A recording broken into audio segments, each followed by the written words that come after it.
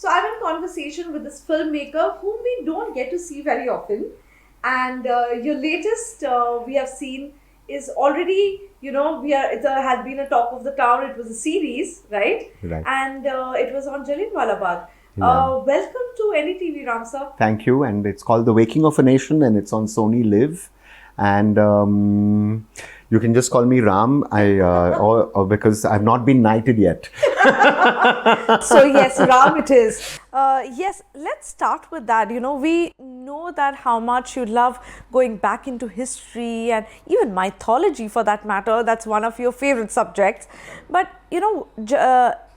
our country right now is in a place where anything spoken can be taken out of context. Anything made can get too sensitive, or people may get offended. When you are making something like Jallianwala Bagh, which is a part of our history, but also there are so many sentiments around it, were you scared at some point? So first, it's been now out for about 6 weeks. Yeah. I think, and we've had no, sort of reactions that have been. No drama, Rama. For sure. Well, now that my name is Ram, so you're saying, hi Rama, what a drama. We have had no drama. Okay, so about this. So thankfully, people seem to have received it with the right, sort of, because we've been sensitive while we're making it. And I think we are very, very aware when we are making anything which has to do, and it's not necessarily the mahal of the country or not. It's really, even during Nirja, I was very sensitive about what is it that you're going to be setting it out into the world. In fact, whether it's based on fiction or non-fiction, I think we as in Ram Madhvani Films and Equinox are very interested in setting out a value system, and we're very careful about doing it for the family audience. Ram, when a director is opting for a subject like this or any kind of history, as a filmmaker, do you think it is important to have a historian there to make sure everything is going as it is? Or when you're adding fiction, you're not playing with the sentiments of the people who will be watching it because they are always there to guide you? Do you think it's a responsibility that is taken by a filmmaker or producers? So it depends again on what your intentions are. So in Nirja, we did reach out to the surviving passengers and we did speak to them to see what happened. In this, because there are no real surviving, obviously from Jallianwala Bagh, there is nobody today who is surviving. And I think that we did a lot of research, and a lot of the research is in the public domain, but there is no real person who can turn around and say, I lived it. Because as we know, all history, there are now rows of in bookshops which say historical fiction. I've never understood that word. Now we are accepting historical fiction in the aisles of bookshops, right? So that means there is a genre out there where people seem to have accepted that history itself is open to, and the person who actually, I think, said it eventually was Winston Churchill, of all the people, who said whatever history is written by the victors. So I think that when we were trying to do our research, we tried to do it so that there was a fairness to both sides. And so that's what the series also shows, that yes, what happened was completely like evil. And what happened was something that the person who did it with, in our show, we are saying was not just General Dyer, but we said that the entire British government is actually behind this. The whole conspiracy behind it. Yeah. So, we were talking really about how what happened to us is something which there was a commission that was set up after the event to investigate what happened, and we feel that even that commission was a whitewash. No pun intended. Yeah. So, so what now? Now you've finished this. What are you working next on? Because it is right now we are in a creative crisis. We need Mr. Ram Madhvani to come up with something, because you know that. What do you think? What is happening to the Indian film industry? I'm one of those people who want to go out there and tell everybody who's talking about this subject, which is what is happening to the industry, why people not come to the theatre, etc. All of this that is surrounding us. I want to go out there and say, like, can you give the industry 6 months to a year? Like, let's just give it a little peace. Let's not be behind us.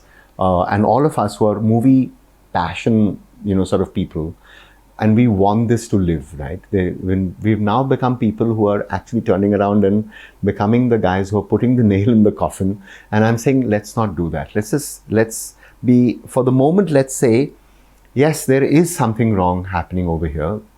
People are obviously not going to the theatre as much as they should. There are various reasons. We all know that, and everybody knows it. It's all cliche to be even speaking about it. I think that the best thing to do is to say, lay off. Let's give it 6 months to a year, and let's see what happens. When somebody is not well, there's 2 or 3 things that you can do. One is that you can go out there and say, hey, you're not well, and let's hope you die. Or you can turn around and say, we're going to give you some oxygen. We're going to actually go out there and give you some medicine. We're going to try and give it some time. We're going to try and see how we can course correct whatever that we need to course correct, if there is a course correction that is required. Because I'm not like, some fount of wisdom who's going to go out there and tell people what to do. I'm within the same situation, and we're all here trying to do stuff. And I don't think there's a single person who ever makes out to make anything bad. Nobody ever turns around and says, guess what? This is going to be the worst thing that I ever made. Just watch out. Yeah, true. We're all trying to make something good. And I'm saying right now, the time has come for support. I think the time has come for all of us to gather together as one, sort of lot of people who are great film believers, and to turn around and say, let's see what we can do to turn this around. And while we're trying to figure it out, and we're all trying to figure it out, let's see how we can not bring it down. Absolutely. But my first part of the question, what are you up to? You know what they say, about when you're pregnant, you're not meant to speak about it for 3 months. So something's cooking. There is a lot that is cooking. And also, meanwhile, what we have done is we've done a short film on virtual reality, which is using AI, because of course now everybody is using AI. So that's the other thing that we're doing. We're doing a lot of pitches. We're doing a lot of trailers that we're now cutting on AI. Using it on virtual reality now, which is what I wanted to show you at some point. I'll show it to you after this. Yes, great. Yeah, absolutely. Great. And recently, Deepika Padukone spoke about that 8-hour shift, and because she's a new mom, that she wanted an 8-hour shift, and she wouldn't say no to projects if it was not according to her 8-hour shift. But of course, it has not gone down well with the filmmaker. As a filmmaker, what do you think? Is it too much to ask for? No, I personally, I feel that everybody should work to a certain number of hours.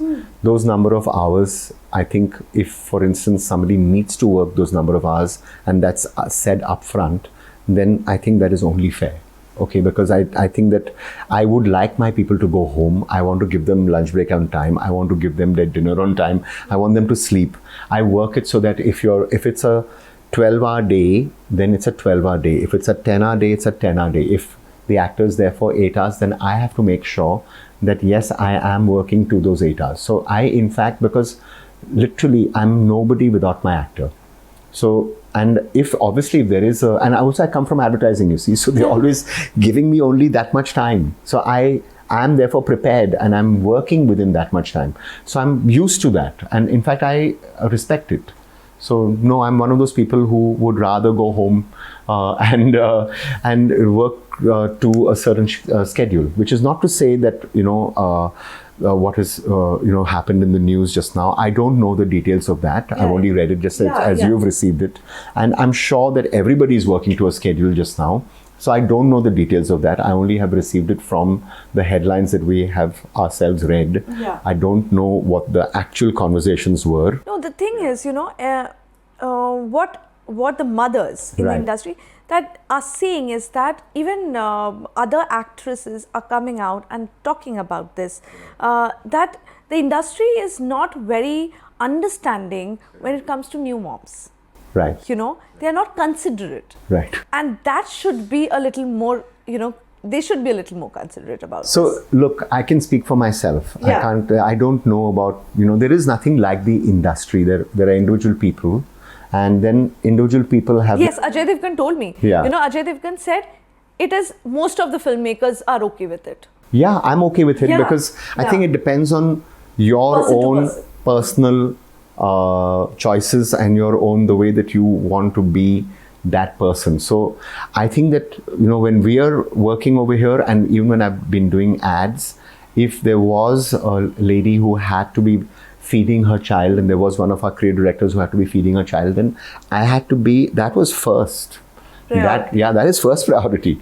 The shoot can wait. That space has to be made private. That space has to be given, and that has to be, because that is like, even if I'm shooting with a baby, the baby is priority.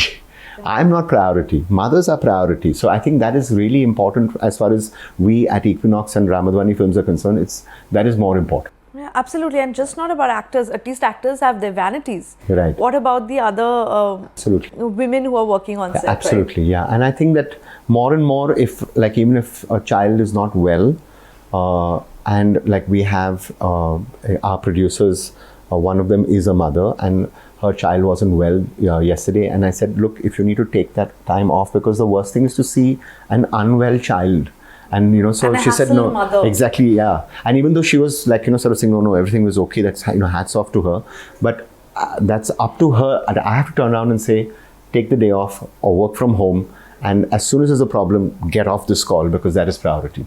Absolutely. Yeah, I because agree with you. a lot of the time what we do when we're shooting is I take a break, saying, okay guys, let's take a break and just chat about how do you feel. How are you feeling? And a lot of my conversations are with people when we are shooting. It's really, even after the day is over, I call it taking an energy bath.